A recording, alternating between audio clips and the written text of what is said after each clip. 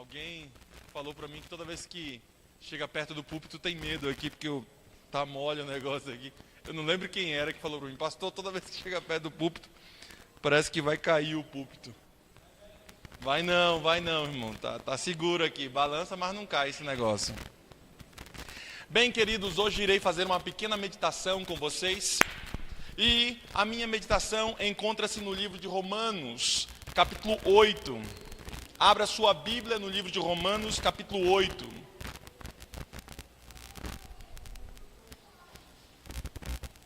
Romanos, capítulo 8. Paulo começa a pregar no livro de Romanos e a igreja de Romanos sofria de alguns problemas. Era uma igreja extremamente secularizada, a igreja de Romanos. As pessoas não queriam caso com Deus.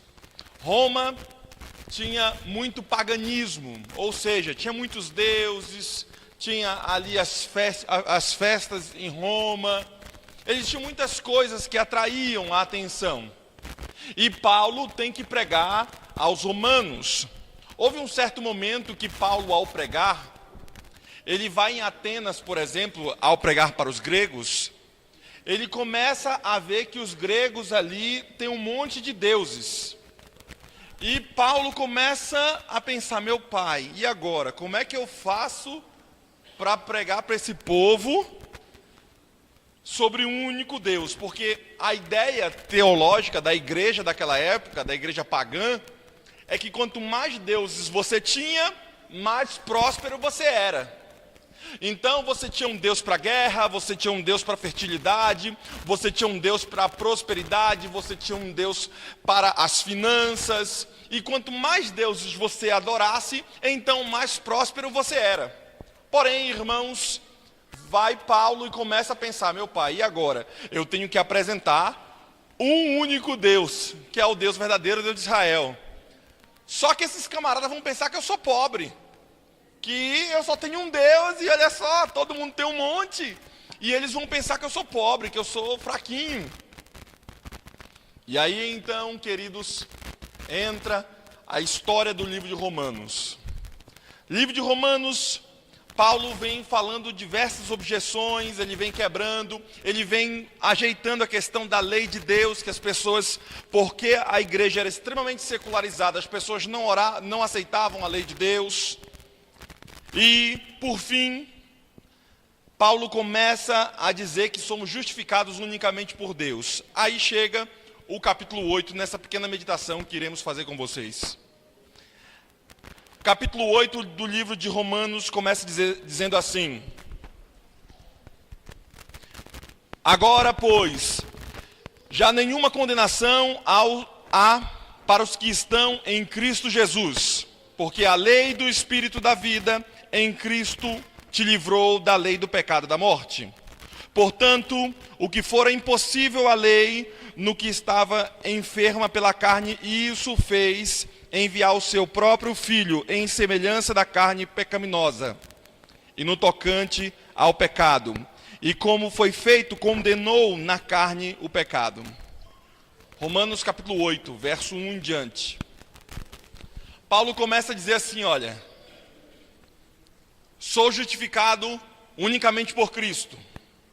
A lei de Deus, ela não substitui a Cristo.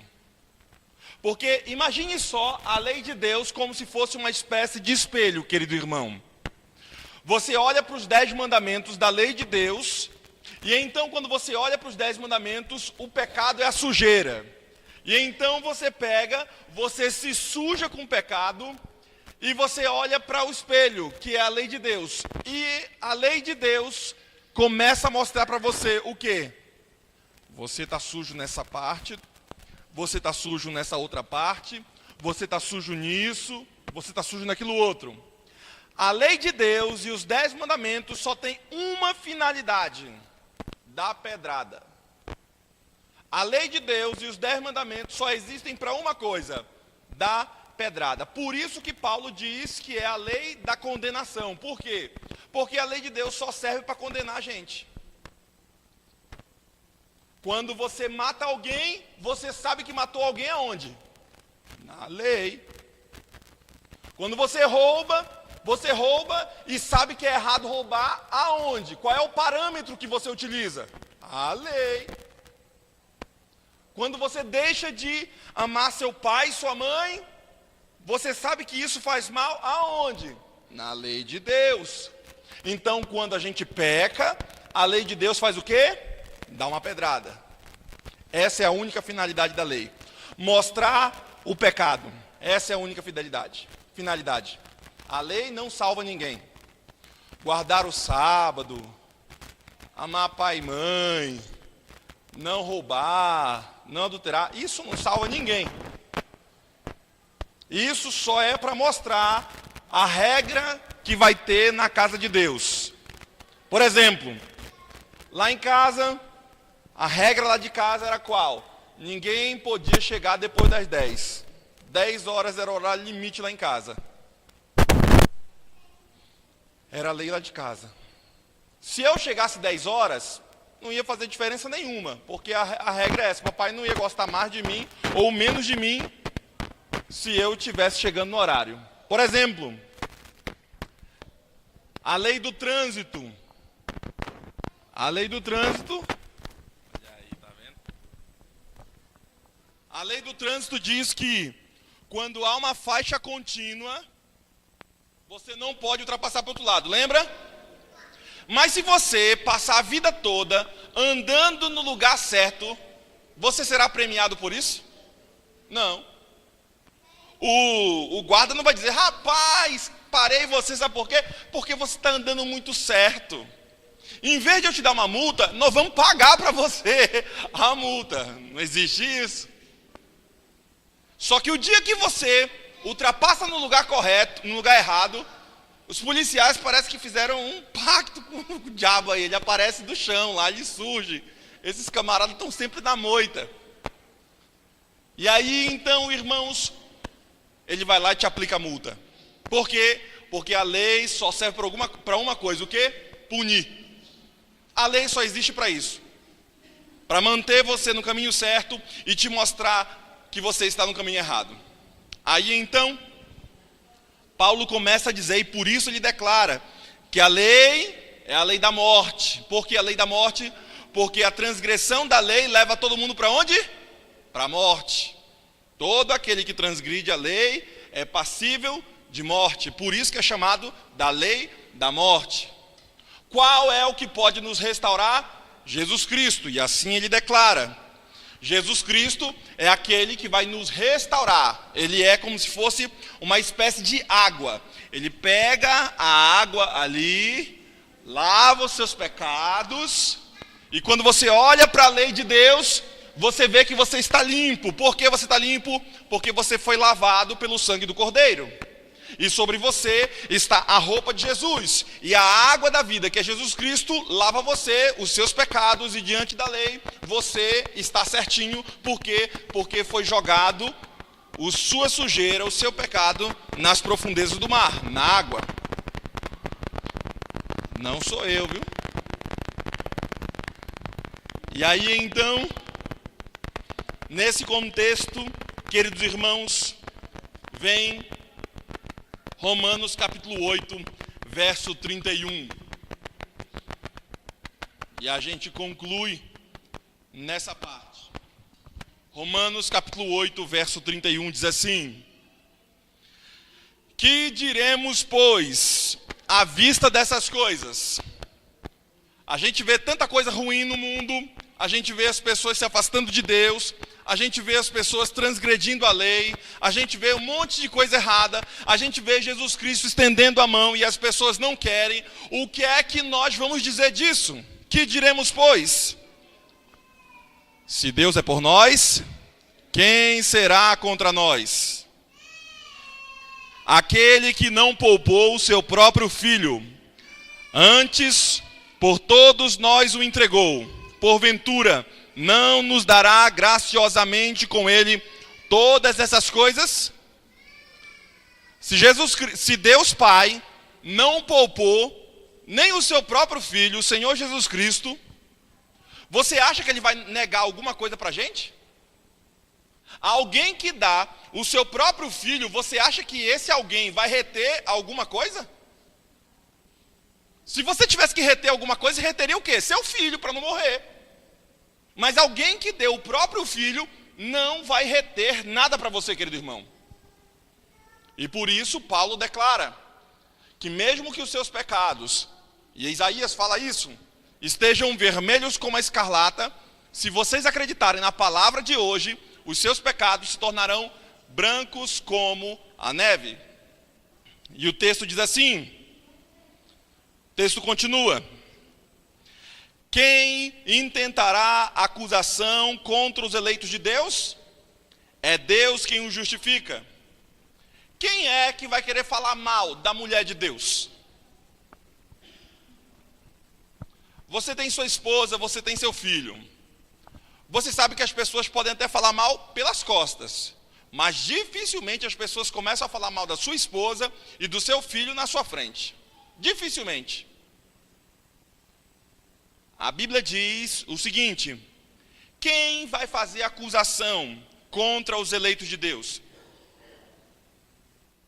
Porque é Deus que justifica esses camaradas. Foi Deus que colocou nele essa roupa, esse manto de justiça. Quem é que vai fazer encrenca contra a mulher de Deus?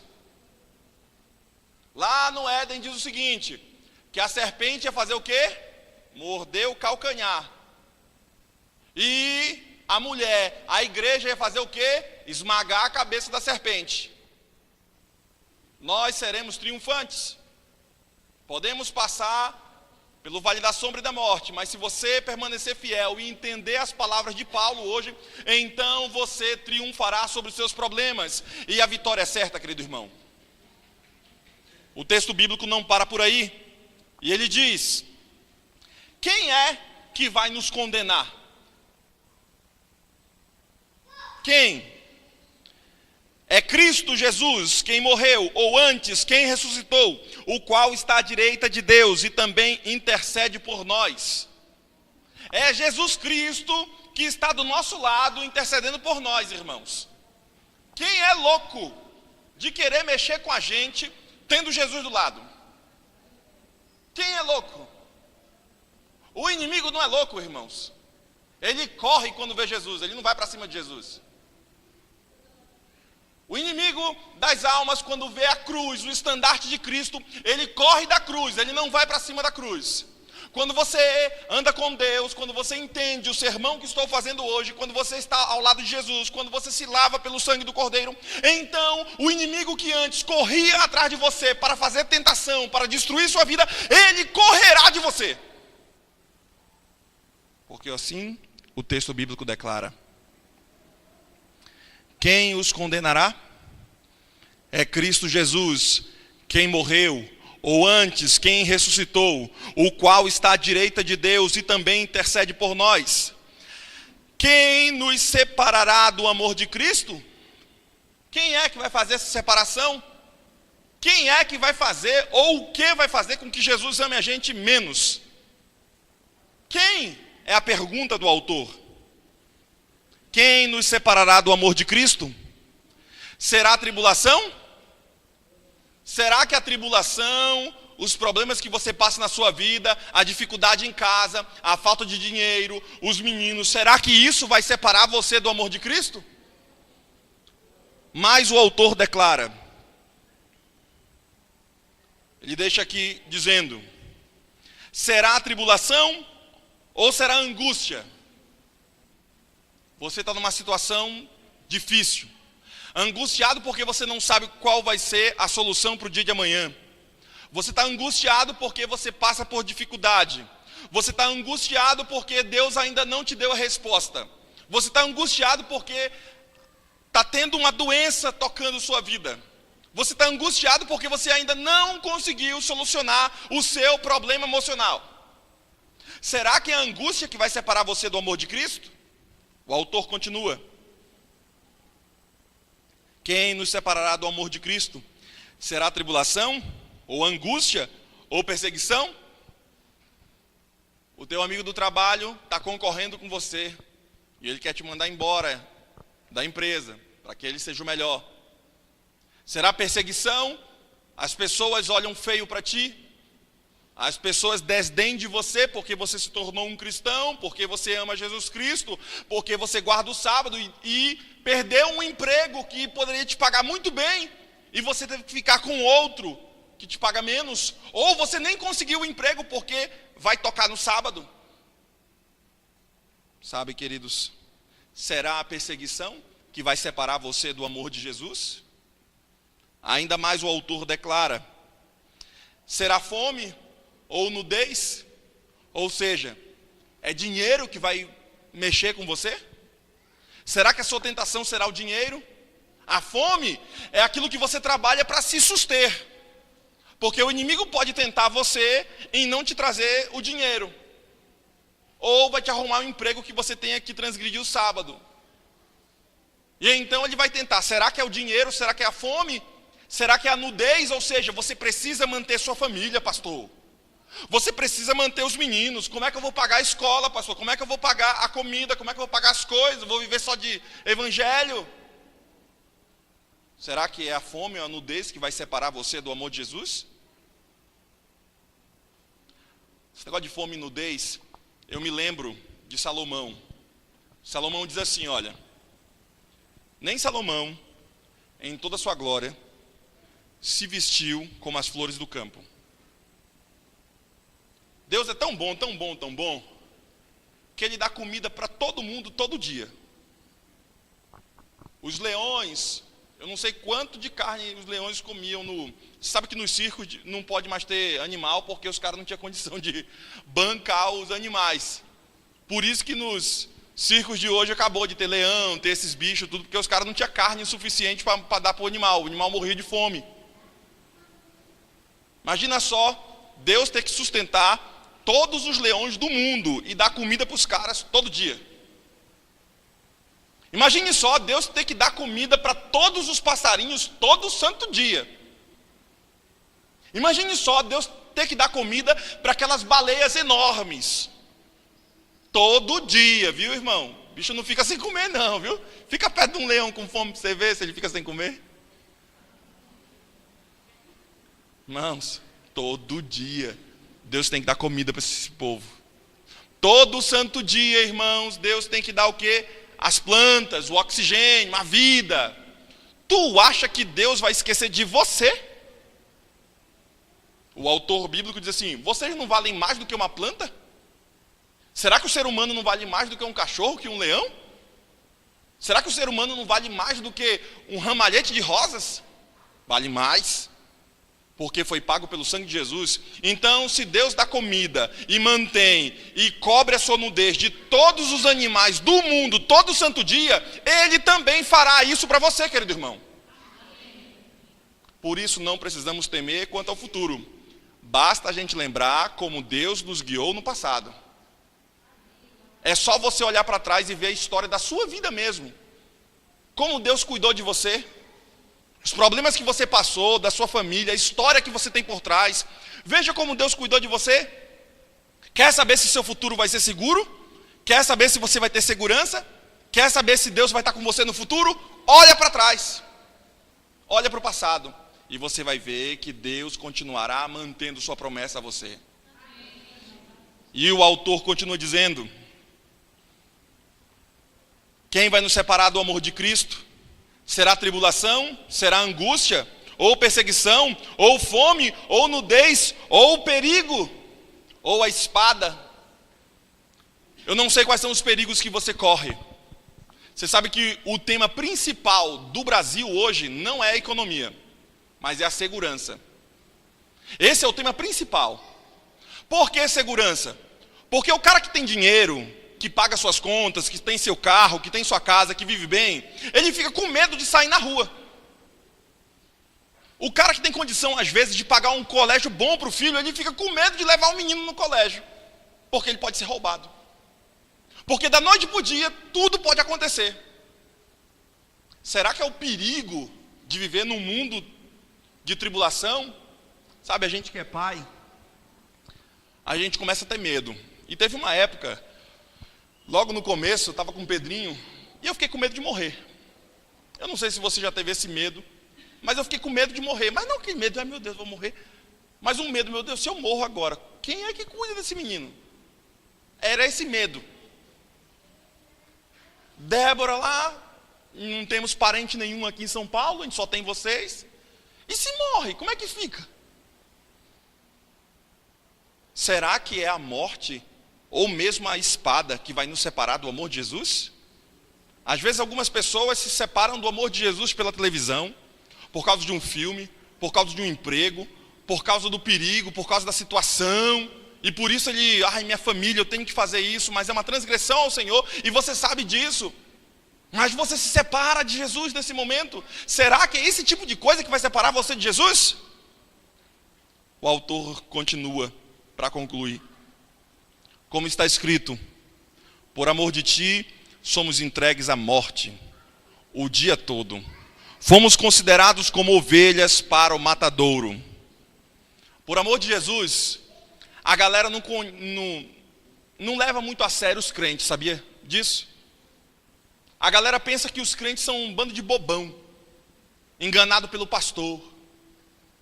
A galera pensa que os crentes são um bando de trouxa, que estão acreditando num céu que não existe, ninguém nunca viu. Sabe, queridos, por isso o autor diz, todos os dias, a galera pensa que a gente é trouxa. Vai no colégio, vai estudar numa faculdade para você ver. Falou que é crente, pronto. Já pensa que você já é meio louco. Esse camarada aí não bate bem. Sabe, queridos, em todas essas coisas que falei para vocês, porém, somos mais que vencedores por meio daquele que nos amou. A gente é mais do que vencedor, irmão, porque diante de toda essa tribulação, a gente continua tendo fé em Jesus. E Ele se mostra para a gente todo dia. Diante de toda essa circunstância que o mundo está girando, a gente continua firme em Jesus. E se você ouvir essa palavra, entender e no seu coração encontrar guarida essa palavra, então você vai ter essa palavra prosperando em sua vida. O autor finaliza dizendo, em todas essas coisas, porém, somos mais que vencedores por meio daquele que nos amou. Porque eu estou bem certo de que nem a morte, nem a vida, nem os anjos, nem os principados, nem as coisas do presente, nem do porvir, nem os poderes, nem altura, nem profundidade, nem qualquer outra criatura poderá nos separar do amor de Deus que está em Cristo Jesus, o nosso Senhor. Nada separará a gente do amor de Deus. Um amor incondicional. Um amor que está sempre pronto a trazer você de volta. O ser humano às vezes perdoa, mas não esquece. Sabia disso? Mas Deus perdoa e esquece, e aí joga fora a chave do cofre que Ele tinha guardado dos seus pecados. Está jogado lá na profundeza do mar. Nada vai separar você desse amor de Jesus. E esperamos que com esse sermão, o amor de Cristo possa constranger você. É tanto amor que a gente não pode virar o rosto. A gente espera que o amor de Cristo nos constranja ao ponto da gente falar, não dá para eu viver essa vida assim. Não dá para eu olhar para o outro lado enquanto Jesus está olhando para mim, estendendo a mão. Não dá.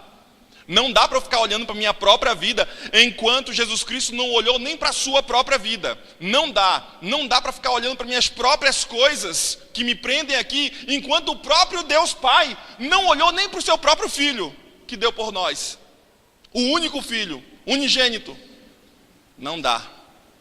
Eu espero que com esse sermão, o amor de Cristo constranja você, ao ponto de você voltar atrás. Largue, irmão, aquilo que faz mal para você. Largue aquilo que você sabe que Jesus não aprova. Volte para casa, volte para a igreja, volte para os braços de Jesus.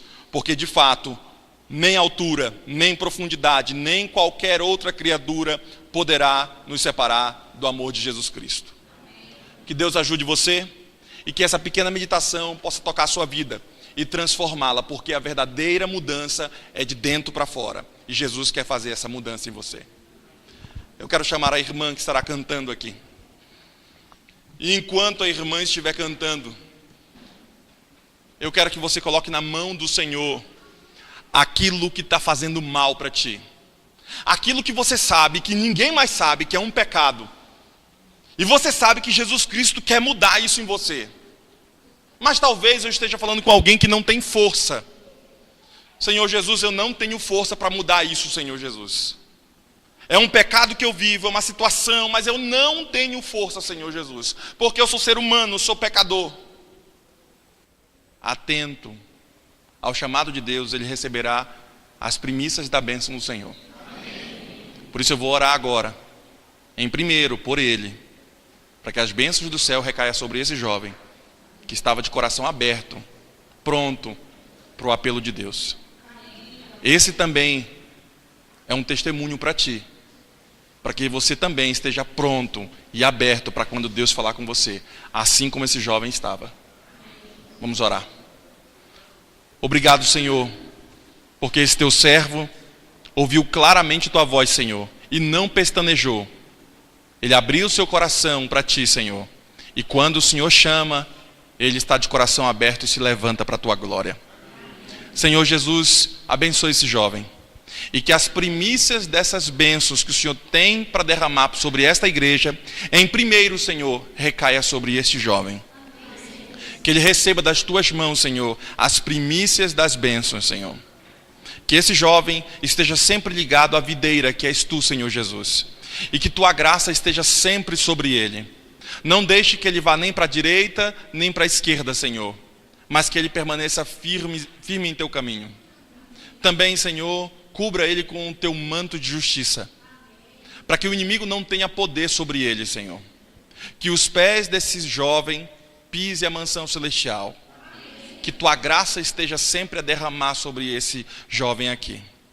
Também, Senhor, a tua igreja aqui está. Também, Senhor, derrama a tua bênção sobre ela. Tudo isso te oramos e agradecemos por tua palavra. Oramos em nome de Jesus. Amém, Senhor.